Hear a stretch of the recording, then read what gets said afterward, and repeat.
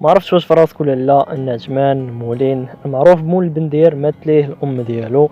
وكعادة المشاهير ملي كيموت لهم شي واحد ولا في شي مناسبة كيحطوا شي ستوري، وهادشي اللي دار عثمان مولين، وحط واحد ستوري مكتوب فيها بصحتك اسيدي ربي امي في ذمة الله.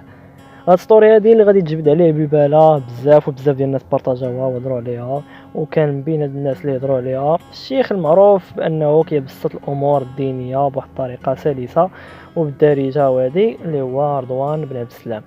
هضر على هاد التدوينه هذيك ديال عثمان مولين، وعبر على الاستياء ديالو وعلى الغضب ديالو منها، وقال انا بحال بغى يقول انه ماشي بهاد الطريقه هذه باش كنهضروا هذه في بحال هاد المواقف هادو.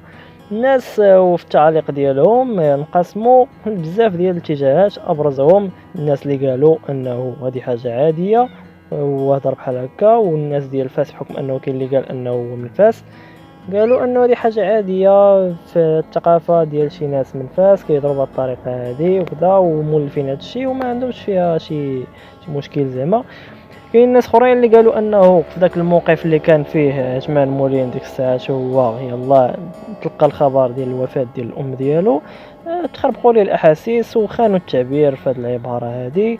الشيء اللي ادى به انه يقول هذا الشيء هذا وانه يحط التدوينه هذه، وكنظن هادشي اللي كان. ولكن الشيخ رضوان ما عجبوش هادشي هذا، وعبر على الاستياء ديالو من هاد القضيه هذه ومن هاد الاسلوب اللي هضر به، ولا بالاحرى اللي كتب به في التدوينه ديالو عثمان مولين.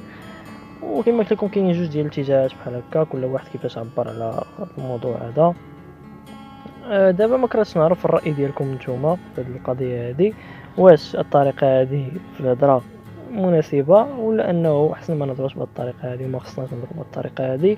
غنتسنى الاراء ديالكم في الكومونتير الا بغيتو، كنتسناهم. المهم الا بغيتو كنتسنى نشوف التعاليق ديالكم، ونتلاقاو في الفيديو الجاي. تهلا.